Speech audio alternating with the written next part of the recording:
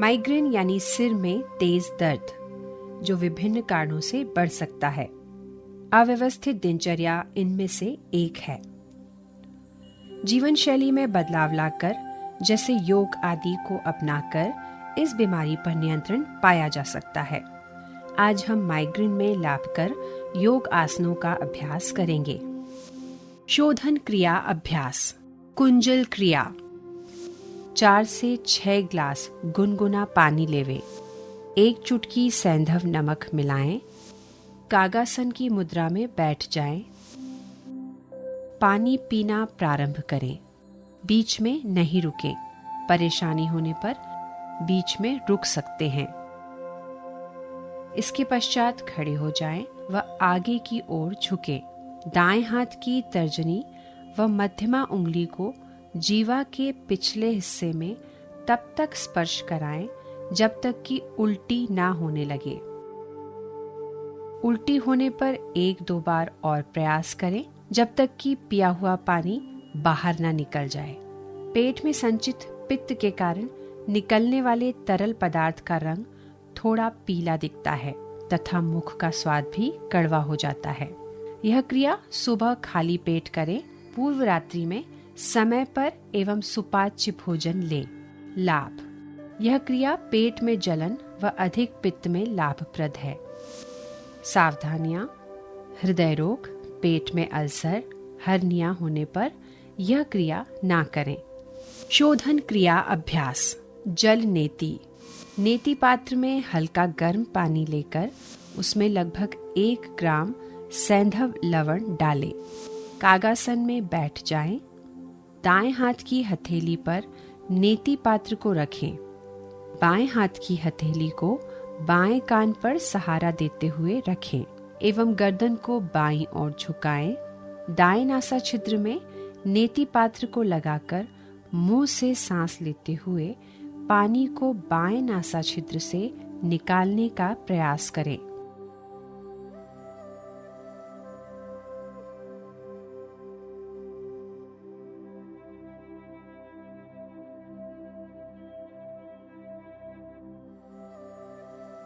यही प्रक्रिया विपरीत नासा छिद्र से दोहराएं।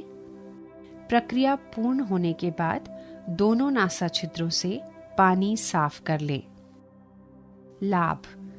इस क्रिया से नासा मार्ग शुद्ध हो जाता है तथा प्राणवायु पूरी मात्रा में फेफड़ों तक पहुंचती है।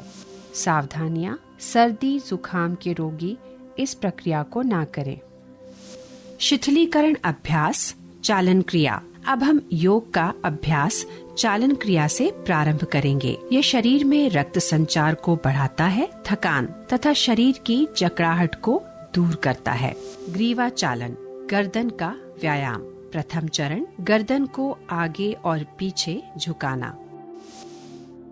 सचेत मुद्रा में खड़े हों। पैरों को आरामदायक स्थिति में फैलाएं तथा हाथों को कमर पर रखें। श्वास छोड़ें तथा सिर को धीरे धीरे आगे की ओर झुकाएं तथा ठुड्डी को छाती से स्पर्श कराने का प्रयास करें। श्वास भीतर लें तथा सिर को पीछे ले जाएं। जितना आराम से जा सके उतना पीछे ले जाएं। श्वास छोड़ते हुए सिर को वापस आगे लाएं। ग्रीवा चालन। गर्दन का व्यायाम। द्वितीय चरण, गर्दन को बाईं तथा दाईं ओर झुकाना। श्वास छोड़ें तथा सिर को धीरे धीरे दाहिनी तरफ झुकाएं। कान को कंधे के इतना अधिक निकट तक ले आएं जितना संभव हो सके। श्वास भीतर लें तथा सिर को सामान्य स्थिति में लाएं। श्वास छोड़ें तथा सिर को धीरे धीरे बाईं ओर झुकाएं। श्वास भीतर लें तथा सिर को वापस सामान्य स्थिति में लाएं। ग्रीवा चालन। गर्दन का व्यायाम। तृतीय चरण, गर्दन को दाहिनी तथा बाईं ओर घुमाना। श्वास छोड़ें तथा सिर को दाहिनी तरफ इतना घुमाएं कि ठुड्डी कंधे की सीध में आए। श्वास भीतर लें तथा सिर को वापस सामान्य स्थिति में लाएं। श्वास छोड़ें तथा सिर को बाईं तरफ घुमाएं। श्वास भीतर लें तथा सिर को वापस सामान्य स्थिति में लाएं। ग्रीवा चालन, गर्दन का व्यायाम। चतुर्थ चरण, गर्दन को घुमाना। सिर को आगे की ओर झुकाकर ठोड़ी को छाती से स्पर्श कराने का प्रयास करें। श्वास भीतर लें तथा गर्दन को घड़ी की सुइयों की दिशा में घुमाएं। सिर नीचे की ओर जाते हुए श्वास छोड़ें। अब सिर को घड़ी की सुइयों की विपरीत दिशा में घुमाएं। गर्दन के चारों ओर खिंचाव, गर्दन के जोड़ों और मांसपेशियों में शिथिलन तथा गर्दन के दर्द के दूर होने की अनुभूति करें। सावधानियां: अधिक उम्र के लोग तथा सर्वाइकल स्पॉन्डिलाइटिस वाले रोगी इस व्यायाम को ना करें। स्कंध चालन, दोनों पैरों को परस्पर मिलाएं। पैर से सिर तक के हिस्से को सीधा रखें। भुजाओं को बगल में रखें। श्वास लेते हुए बगल से दोनों भुजाओं को सिर से ऊपर उठाएं। हथेलियां ऊर्ध्व दिशा में हों। श्वास छोड़ते हुए दोनों भुजाओं को बगल में वापस ले आएं।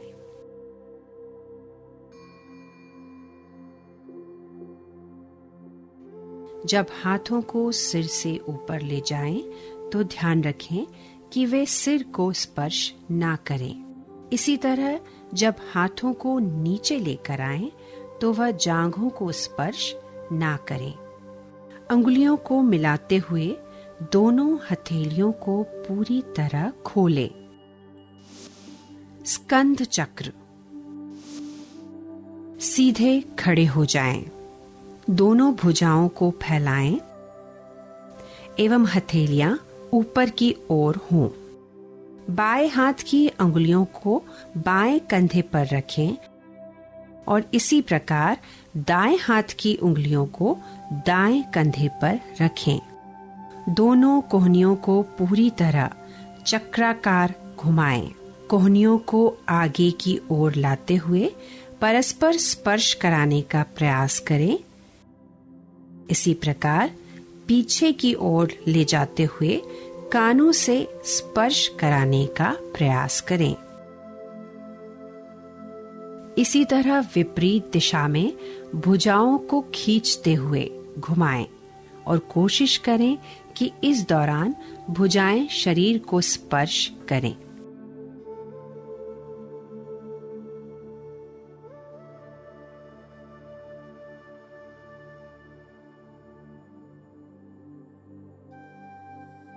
घुटना संचालन, घुटनों को चलाना।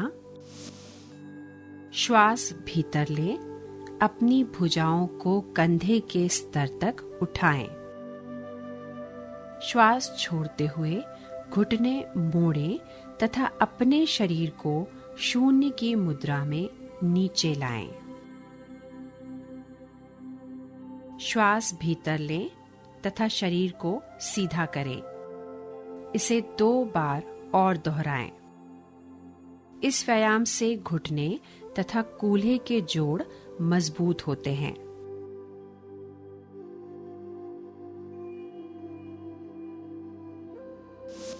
सावधानियां: आर्थराइटिस की समस्या होने पर यह क्रिया ना करें। आइए अब योगासन की तरफ बढ़ें। कृपया आसनों का अभ्यास अपनी क्षमता अनुसार ही करें। किसी आसन के अभ्यास में विशेष कठिनाई होने पर योग प्रशिक्षक से सलाह लें। पश्चिमोत्तानासन। सर्वप्रथम दंडासन में बैठें। दोनों हाथों को धीरे धीरे बगल से ऊपर उठाएं। कंधे की सीध में आने के बाद श्वास लेते हुए दोनों हाथों को सिर से ऊपर ले जाएं। इसके पश्चात श्वास छोड़ते हुए धीरे धीरे कमर से छाती तक के हिस्से को आगे झुकाएं। हाथों की तर्जनी उंगलियों से दाहिनी से दाहिना और बाईं से बाएं पैर का अंगूठा पकड़ें। इसके बाद सिर को घुटनों के मध्य टिकाने का प्रयास करें। हाथों की कुहनियां भूमि पर लगी रहनी चाहिए। इस स्थिति को यथाशक्ति धारण करें। श्वास लेते हुए दंडासन में वापस आएं।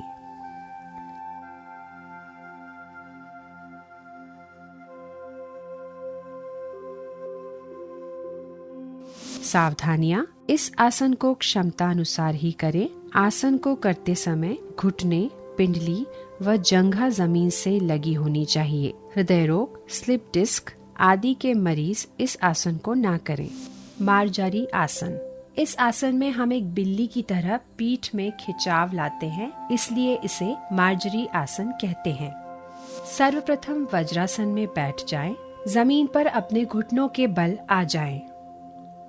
दोनों घुटनों एवं पैरों के बीच थोड़ी सी दूरी होनी चाहिए। अब आगे की ओर झुकें और अपने दोनों हाथों को घुटनों के सामने जमीन पर रखें। श्वास छोड़ते हुए अपनी पीठ को ऊपर की ओर खींचें और सिर को सीने की ओर लेकर जाएं। श्वास लें, अपने सिर को ऊपर उठाएं और पीठ को नीचे ले जाने की कोशिश करें। यह एक चक्र है। ऐसे पुनः एक बार और दोहराएं। लाभ, पीठ और गर्दन को मजबूत बनाता है, तनाव को दूर करने में सहायक है। सावधानियां, गर्दन में, पीठ या कमर में चोट होने पर यह आसन ना करें। मकरासन, मकर का अर्थ है मगरमच्छ। पेट के बल इस प्रकार लेट जाएं कि टांगें एक दूसरे से दूर हों तथा पैर बाहर की ओर हों। दोनों बाहें मोड़ लें तथा दाहिने हाथ को बाएं हाथ पर रखें। अपने सिर को हाथों पर रख लें तथा आराम करें। यह आसन मकरासन है तथा सभी अधोमुखी आसनों में विश्राम के लिए किया जाता है। लाभ, यह पेट के बल लेटने के कारण फेफड़ों के ऑक्सीजन ग्रहण करने की क्षमता को बढ़ाता है तथा तनाव एवं थकान को दूर करता है। सूर्य नमस्कार, प्रणाम आसन। धीरे से दोनों हाथ ऊपर ले जाएं तथा नमस्कार मुद्रा में दोनों हाथों को वक्ष स्थल के सामने लेकर आएं। हस्त उत्तानासन, दोनों हाथों को सामने की ओर से ऊपर ले जाएं तथा दोनों हाथों को कानों से सटाते हुए ऊपर की ओर तानें। श्वास लेते हुए धीरे धीरे शरीर को पीछे की ओर ले जाएं।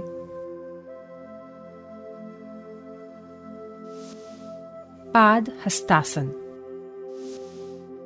श्वास को धीरे धीरे बाहर निकालते हुए तथा कमर सीधी करते हुए हाथों को पैरों के पास ले जाएं और सिर को घुटने के नीचे वाले भाग पर लगाने का प्रयास करें। अश्व संचालन आसन, अब श्वास भरते हुए धीरे से दाहिना पैर पीछे ले जाएं और कमर को खींचने का प्रयास करें। पर्वतासन, अब श्वास छोड़ते हुए बाएं पैर को भी पीछे ले जाएं तथा शरीर को पर्वतनुमा आकृति दें। साष्टांग नमस्कार, श्वास भरते हुए घुटनों, छाती एवं ठोड़ी को जमीन पर लगाएं तथा नितंब को थोड़ा ऊपर उठा रहने दें तथा श्वास छोड़ें। भुजंगासन, श्वास भरते हुए धीरे धीरे पंजों को बाहर करें तथा शरीर को नाभि वाले भाग तक उठाने का प्रयास करें। पर्वतासन, भुजंगासन की स्थिति से धीरे धीरे श्वास को बाहर छोड़ते पुनः पर्वतासन की स्थिति में आ जाएं।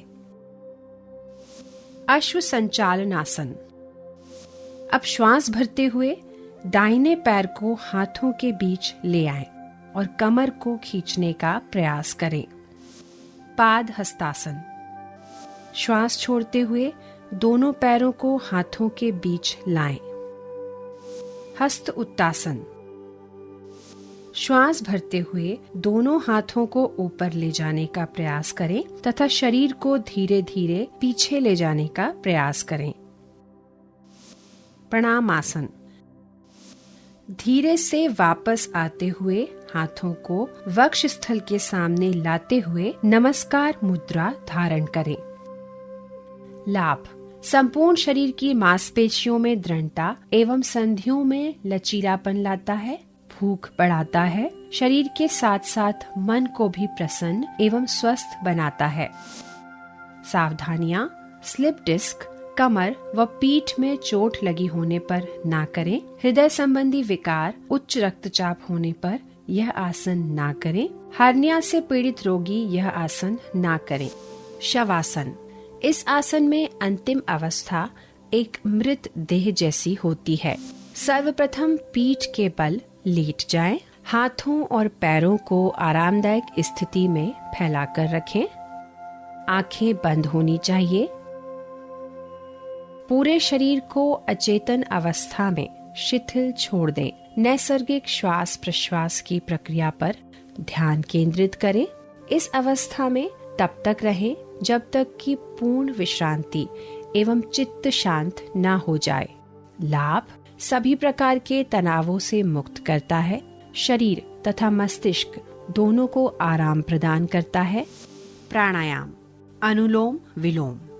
सर्वप्रथम किसी ध्यानात्मक आसन में बैठ जाएं। बाईं हथेली को बाएं घुटने पर ज्ञान मुद्रा में रखें। दाएं हाथ को नासाग्र मुद्रा में होना चाहिए। दाएं अंगूठे को दाहिने नासिका छिद्र पर रखें। बाईं नासिका छिद्र से सांस अंदर लें, फिर इसे बंद कर दें। दाहिने नासा छिद्र से सांस बाहर निकालें एवं दाहिने नासा छिद्र से सांस भीतर भी लें। दाहिने नासा छिद्र को बंद करें एवं बाईं नासा छिद्र से सांस बाहर निकालें। यह नाड़ी शोधन या अनुलोम विलोम प्राणायाम का एक चक्र है। इस प्रक्रिया के 4 से 5 चक्र और पूरे करें। लाभ। यह प्राणायाम चिंता तनाव दूर करता है तथा फेफड़ों की क्षमता को बढ़ाता है।